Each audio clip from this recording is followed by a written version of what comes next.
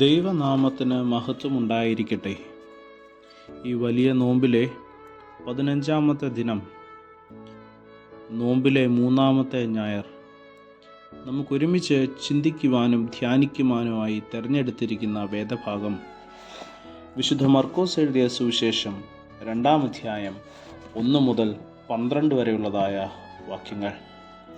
വിശുദ്ധ മർക്കോസ് എഴുതിയ സുവിശേഷം 2-ാം അധ്യായം 1 മുതൽ 12 വരെ. Gospel according to Saint Mark, chapter 2, verse 1 to 12. 5-ാം വാക്യം ഇപ്രകാരം രേഖപ്പെടുത്തിയിരിക്കുന്നു: യേശു അവരുടെ വിശ്വാസം കണ്ടിട്ട് പക്ഷവാതക്കാരനോട്, മകനെ, നിന്റെ പാപങ്ങൾ മോചിച്ചു തന്നിരിക്കുന്നു എന്ന് പറഞ്ഞു. ശാരീരിക സൗഖ്യം, ആന്തരിക സമാധാനം, സ്വഭാഭിമാനം ഇവയെ പാപം നശിപ്പിക്കുകയും സ്നേഹിതന്മാരെയും കുടുംബങ്ങളെയും തമ്മിൽ അകറ്റുകയും ചെയ്യുന്നു.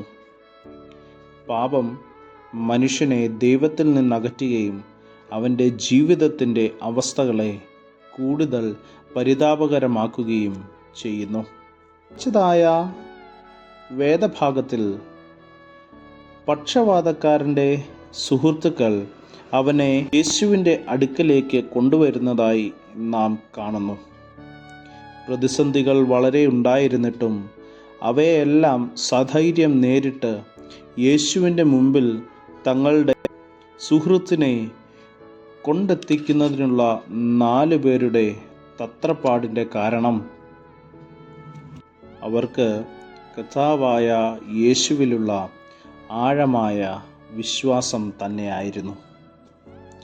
ഏതവസ്ഥയ്ക്കും പരിഹാരം നൽകുവാൻ കഴിവുള്ളവനാണ് യേശു കർത്താവ് എന്ന ഉറച്ച വിശ്വാസം അവരെ അസാധാരണമായ പ്രവൃത്തികൾ ചെയ്യുവാൻ പ്രേരിപ്പിച്ചു.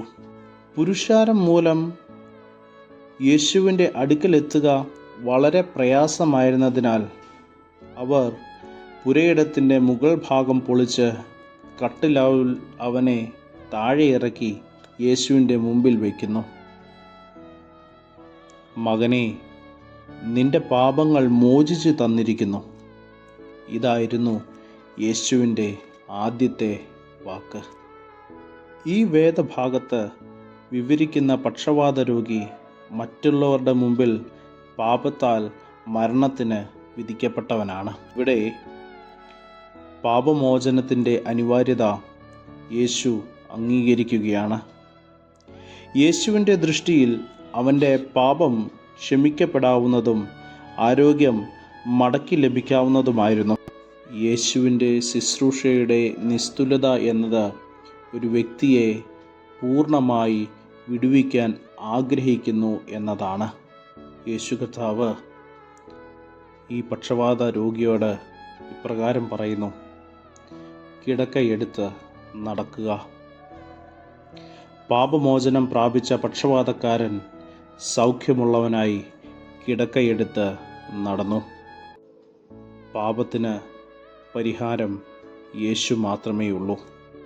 പക്ഷവാതക്കാരനായ ഈ രോഗി അനേകം വൈദ്യരുടെ ചികിത്സ പരീക്ഷിച്ചു നോക്കിയ വ്യക്തി ആയിരിക്കാം.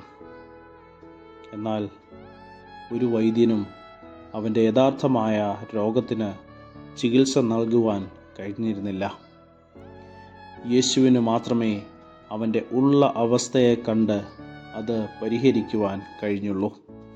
പ്രിയരെ, അവൻ്റെ പാപം യേശു മോചിപ്പിച്ചപ്പോൾ ശരീരത്തിന് സൗഖ്യം ലഭിക്കുവാൻ ഇടയായി തീർന്നു.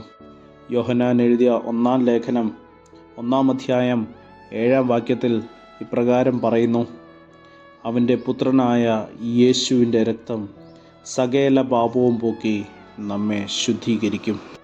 പാപമോചനം സാധ്യമാകുന്നത് ക്രൂശിൽ ചൊരിയപ്പെട്ട യേശുവിൻ്റെ രക്തത്തിൽ കൂടി മാത്രമാണ്. നമ്മോട് ഓരോരുത്തരോടുമുള്ള അവൻ്റെ അതിർവരമ്പില്ലാത്ത സ്നേഹമാണ് പാപമോചനം നൽകാനായി തൻ്റെ ഏകജാതനെ അയക്കാനിടയാക്കിയത്.